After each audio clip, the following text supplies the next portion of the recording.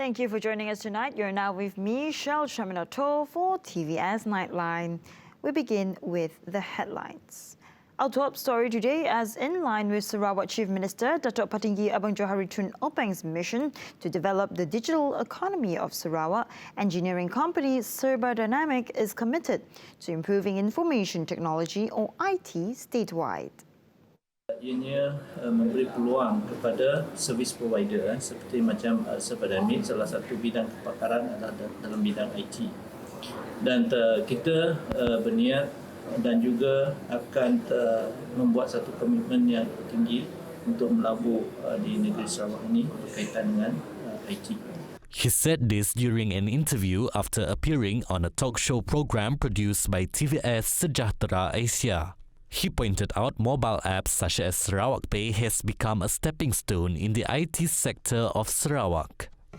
In addition, Serba Dinamik will produce more similar applications to support the digital economy initiated by the Chief Minister. Dan saya ingin menegaskan di sini bahawa cyber security ini adalah amat penting. Sebab kalau kita mempunyai pengkalan data yang amat besar, tapi ianya diceroboh oleh pihak-pihak yang tidak bertanggungjawab, it is talking about losses of multi-millions up to billions and so on. And to recover this kind of data, it also costs a lot of money. So it is worth to invest to have a system to protect those data. However, Serba Dinamik will focus on strengthening internet connectivity in rural areas statewide. Ini merupakan suatu perkara yang saya rasa top priority at the moment. Dan kita mempunyai kepakaran dan options yang kami rasa pihak kerajaan negeri can look and support this initiative. Meanwhile, Sarawak Pay, the state's mobile app for cashless payments, will go global as S-Pay Global after its integration with the international payment platform UnionPay. Chief Minister Datuk Patinggi Abang Johari Tun Openg said the collaboration was historic for both Sarawak and UnionPay, which could be used internationally. Kejayaan di bawah kita negeri Sarawak, kerana kita barangkali first having this virtual card accepted globally. Dan kalau katakan turis daripada Singapura, daripada negara-negara mana saja yang ada UnionPay, mereka ada kad, mereka boleh berbelanja di Sarawak. Ini akan membolehkan turis kita untuk masuk selepas pandemik. Kalau kita ada katakan ada arrangement bubble di antara katakan Singapura dengan kita. Jadi orang Singapura boleh menggunakan UnionPay. According to him, the global S-Pay can be used for all UnionPay transactions. UnionPay International is accepted in Europe, UK, the European Union, North America and Asia, which includes China, India, Hong Kong, Indonesia, Singapore, Thailand and Malaysia. To allow global S-Pay to be used widely, the state government has to seek approval from the National Bank to increase its maximum value to 1,000 euros, which is equivalent to 6,000 ringgit. He added that based on current trends, Sarawak has been setting itself in the right direction towards digitalization. Sarawak continues to be the top 5 investment destinations in the country. Despite being hit by the COVID-19 pandemic since March 2020, Sarawak records an approved investment worth 19.6 billion ringgit in 2020. The power purchase agreement between SESCO and MLNG has guaranteed Sarawak's achievements to be one of the most preferable states for investment. Chief Minister Datuk Patinggi Abang Johari Tun Openg said this reaffirms the state as an ideal sustainability-driven investment destination. As a result of far-sighted and long-term strategic planning, Sarawak has clear competitive differentiators and value proposition that we have offered to prospective investors by providing competitively priced renewable and reliable power, connectivity infrastructure, investment infrastructure, friendly business policies, and competent and trainable workforce. Sarawak will be supplying power supply to Petronas for the term of 20 years. Syarikat Sesko Berhad or Sesko through Sarawak Energy will be supplying 90 megawatts of power supply to Malaysia LNG complex in Tanjung Kidurong. The power purchase term sheet agreement testified this close cooperation between Sarawak and Petronas.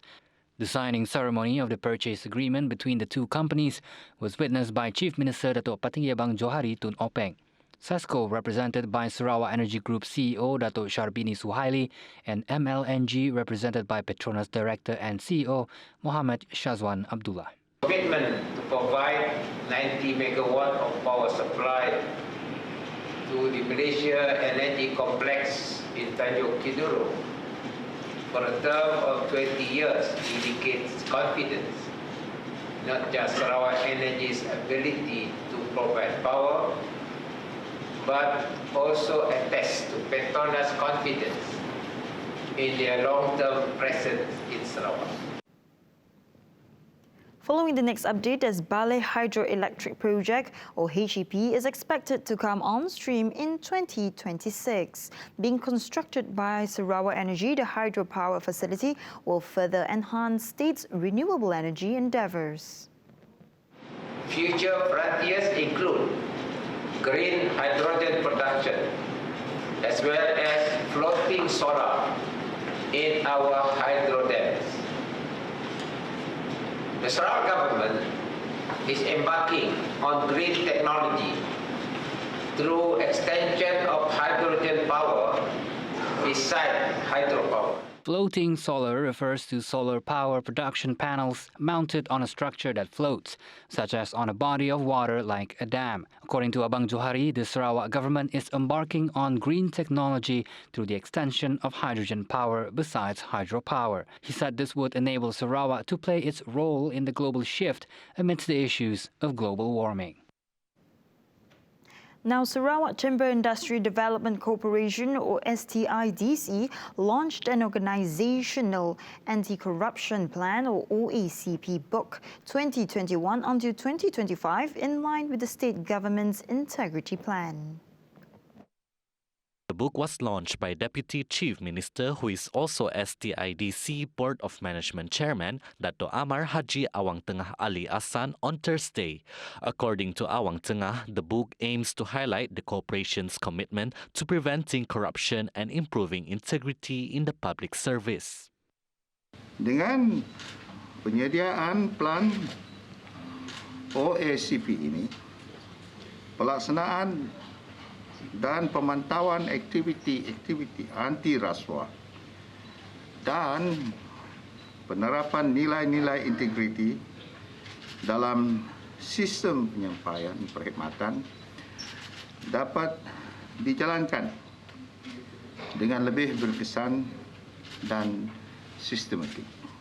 He added the book addresses 7 main areas that highlight the risks and opportunities for corruption to occur, namely licensing, law enforcement, project management, administration, governance, procurement, and program management. At the same time, the launching of the book is in accordance with the cooperation effort in compliance with Section 17 in bracket A, Corporate Liability, enforced on 1st June 2020. As vaccines continue to roll out across the globe, domestic air travel looks to reset pre-COVID-19 levels in the near future. AirAsia joins a number of leading aviation and tourism experts in calling for a standardized approach to travel protocols. This helps kickstart the international air travel revival. AirAsia Group Airlines President Bo Lingam said a mutually agreed global framework approach was needed.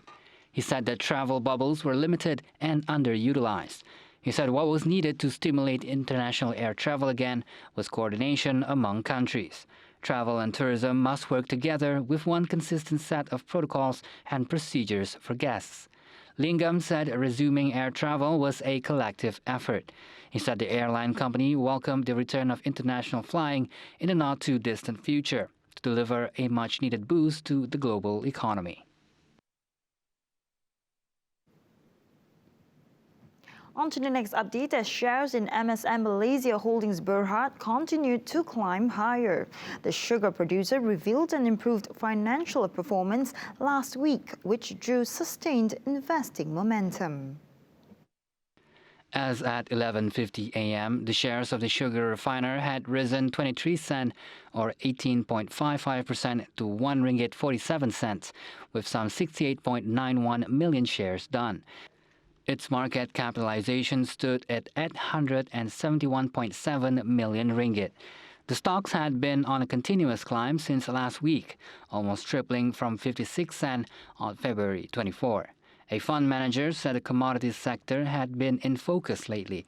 However, MSM also said refining costs was expected to trend lower this year due to lower gas prices. Back to the Nightline with the COVID-19 development, as Sarawak recorded a spike in positive COVID-19 cases with 361 cases. However, 266 cases were recovered and discharged from the hospital today. Cebu recorded the highest discharge at 155. Miri topping the list of infections from the virus today at 89 cases following outbreak among local offshore workers. Out of the 89 cases in Miri, 49 involve offshore workers from the Baran oil and gas platform. Meanwhile, 6 out of 25 active clusters in the state recorded an increased number of infections today. Jalan Muhibah cluster in Betong registered a whopping 66 cases, bringing its overall cases to 189. The total positive COVID-19 cases in the state now stands at 10,424. In the same development, 3 districts in the state have seen an improving trend in the past 2 weeks. Kanawit is now an orange zone after it recorded 26 local infections in the past 14 days. Serian and Serikai are now yellow zones after each district recorded 21 local infections in the past 14 days. On the Malaysia's new COVID-19 positive cases, it now rose to 2,063. However, full recoveries continued to outpace fresh infections, with 2,922 recorded in an overall reduction of active cases.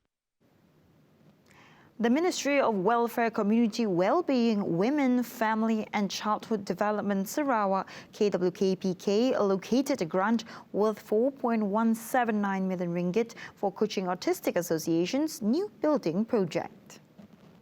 According to its minister, Dato' Sri Fatimah Abdullah, the state government through the ministry will also provide an annual fund for operating expenses to carry out the programs in the association. She explained that the government is fully supportive of the association, especially in terms of education. The government recognizes the good work that is done by the NGOs, especially those that are welfare-oriented NGOs.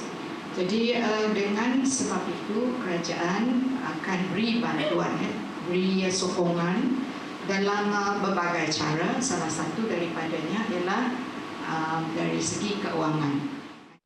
She added that the association is running 4 main programs, namely early childhood interventions, secondary teaching, vocational training, and daycare for autistic adults. The center is registered with 116 students, 29 teachers, 1 administrator, and 1 nurse. The teachers were qualified in Behavior Analyst Certification Board, BACB, occupational and speech therapy. Following the next update, as the order for COVID-19 vaccine by Malaysia to date has surpassed 108% of the population. People do not need to worry as the National COVID-19 Immunization Program has provided sufficient doses for everyone in the country. Deputy Science, Technology and Innovation Minister Dato' Ahmad Amzad Hashim advised Malaysians to register with MySejahtera as a vaccine provided is enough for everyone. In addition, the government will impose punishment upon any individual found to be cutting the queue to get to the COVID-19 vaccine. Meanwhile, Ahmad Amzad said media organizations can send applications to the government to include media practitioners and the frontliners for Phase 1. Malaysia will launch the National Defence and Security Industry Policy as part of efforts to make the country a producer of military assets. Senior Minister Datuk Seri Ismail Sabri Yaakob said the policy was in the development phase. Impian saya, satu hari Malaysia juga akan jadi pengeluar kepada aset-aset ketenteraan. Indonesia, just imagine, our neighbor. Sekarang ini merupakan salah satu negara pengeluar aset ketenteraan Indonesia. Itu tak termasuk negara lain. India sekarang dia dah boleh produce dia punya own jet fighter. Dia boleh buat MRO untuk submarine. Dia dah boleh repair submarine, dia dah boleh buat.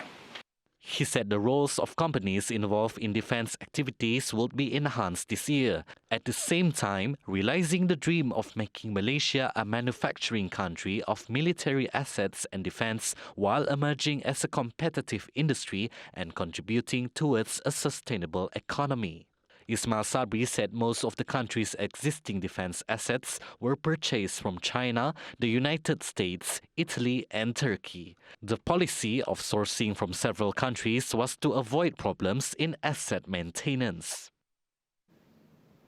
Right. The government will provide an additional assistance in the near future for vulnerable groups.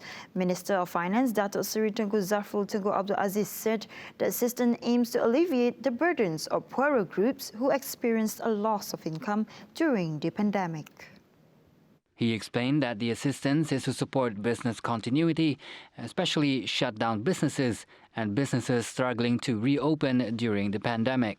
He said this is one of the main challenges of a government in balancing the lives of the people and livelihoods.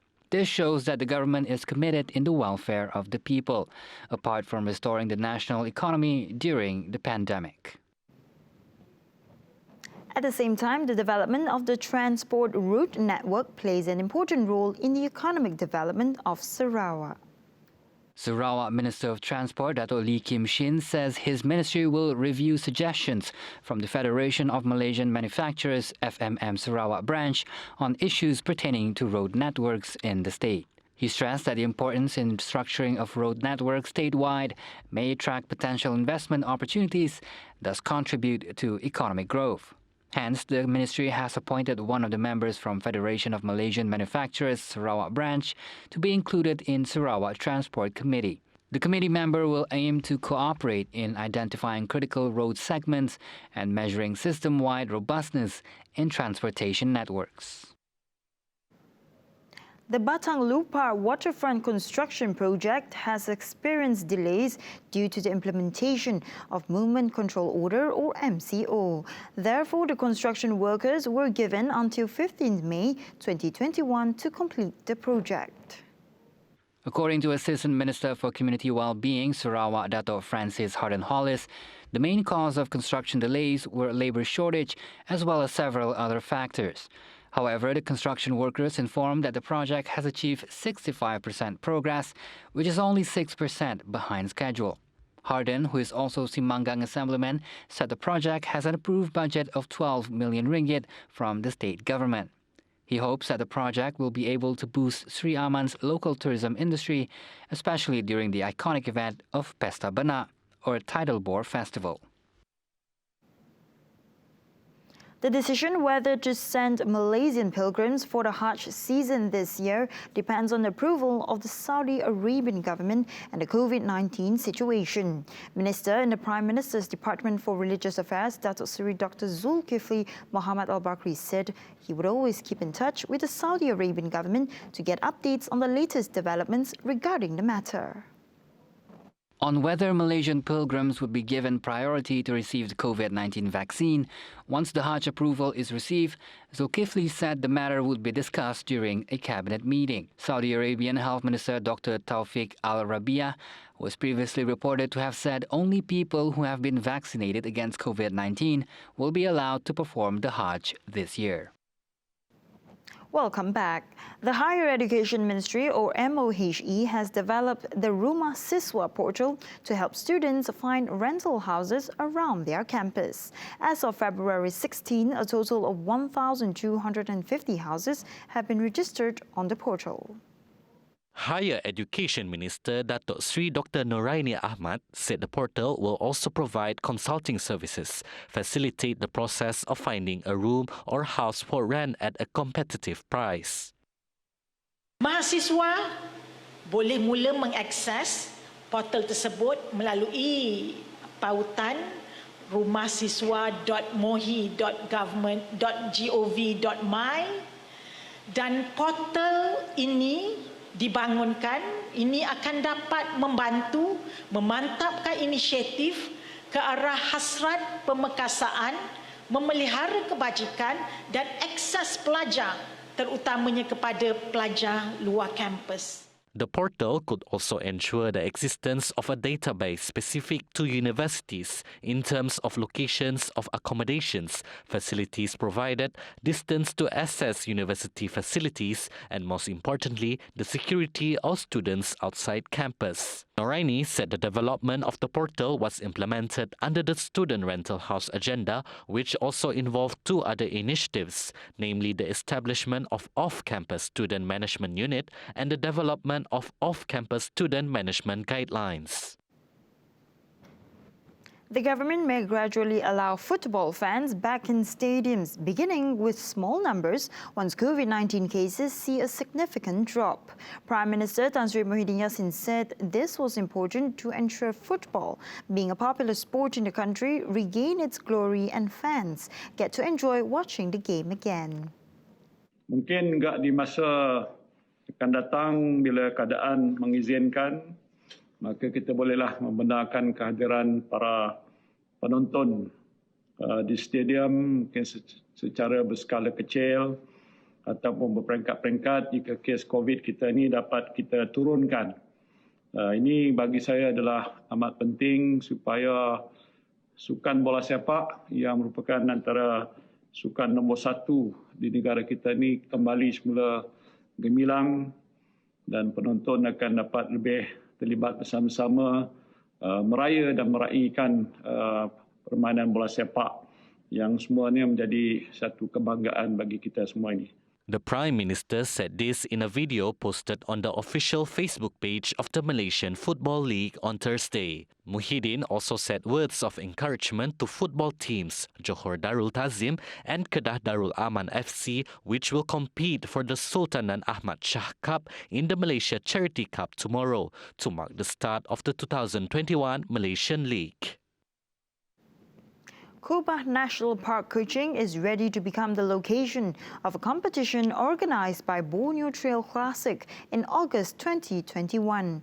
Minister of Tourism, Arts and Culture Sarawak, Dato' Abdul Karim Rahman Hamzah, said the event will provide an opportunity to restart the state's tourism industry post-COVID-19.